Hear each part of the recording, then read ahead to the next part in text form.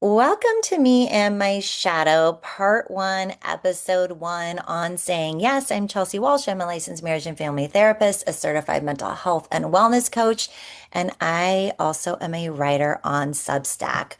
My Substack handle is Me and My Shadow Self.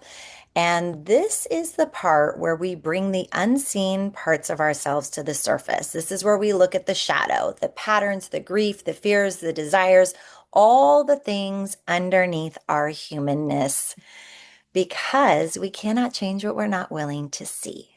So let's get into it.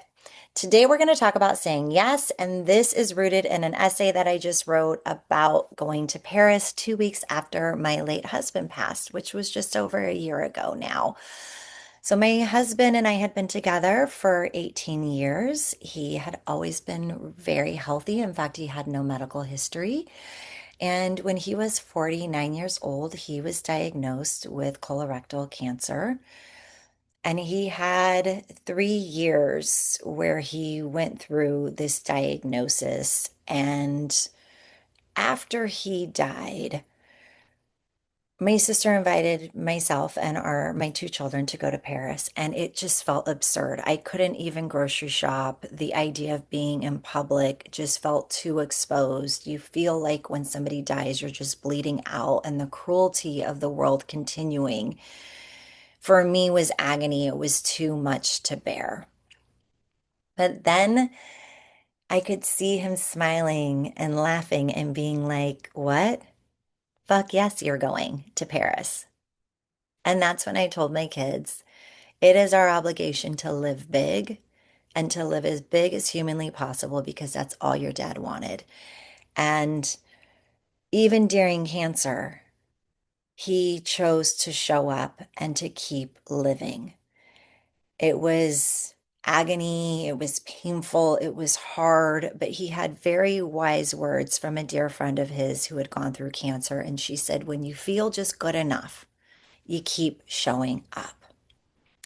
When I think about yes and yeses in life, I think about how my husband never told me no, except for two times that I can recall. One time he told me no, he asked me not to paint the fireplace because I thought I wanted to to whitewash our fireplace.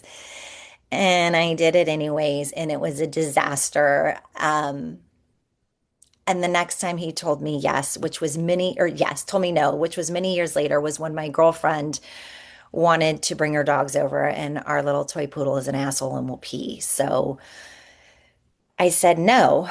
Um, and those were the only times that I remembered him saying no to me. He said yes to any adventure I wanted to do. It didn't matter how ridiculous it was. He said yes to travel. He said yes to living.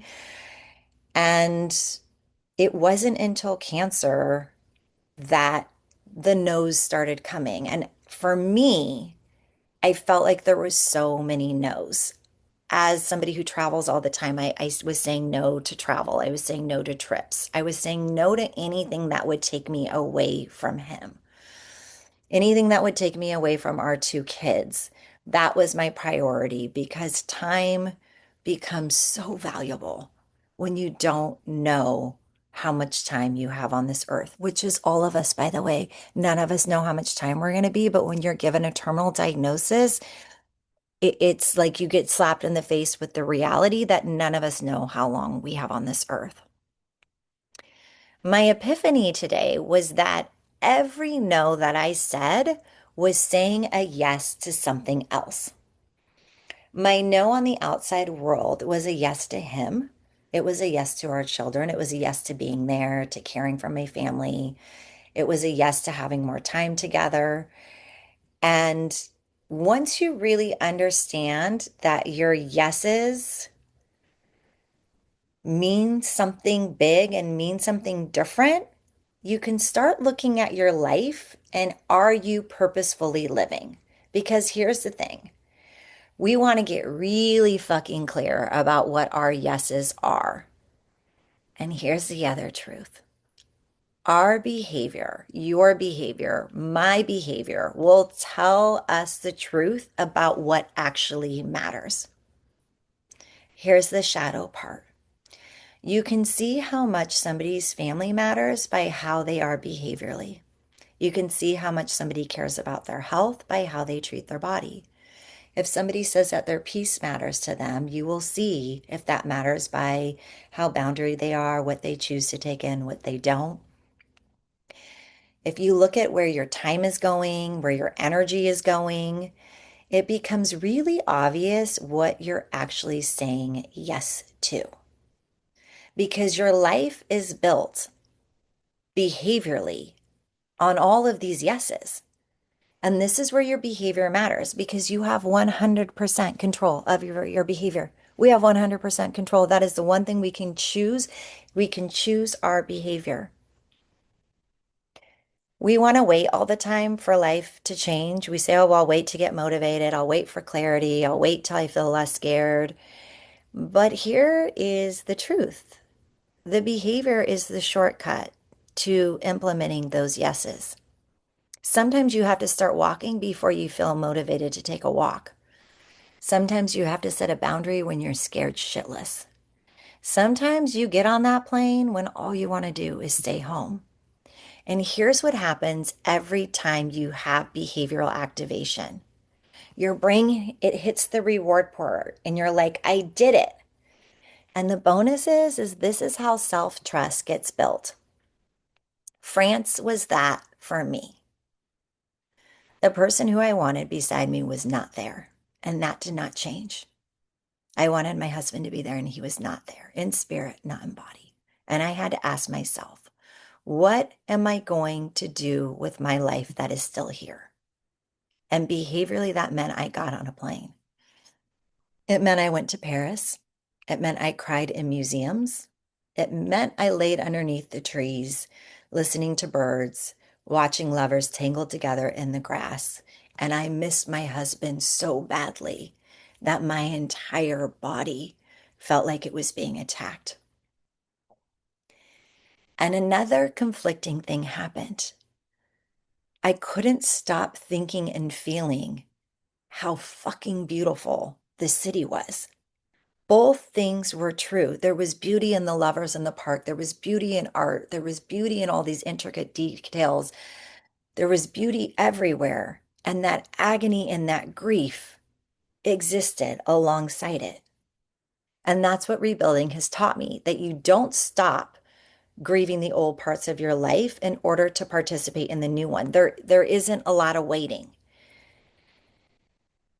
You can miss out, and I don't want to say miss out, you can miss what was and still be curious about what can be. You can be heartbroken and hopeful at the same time. You can be scared and brave. You can be grieving and grateful. All of these things can coexist. So here's what I want you to think about this month. What are you a yes to? Not what do you say you're a yes to? Look at your actual life and notice where is your time, where is your energy, where is your behavior going? And then ask yourself this, what do I want my yeses to be? You do not have to rebuild your entire life today.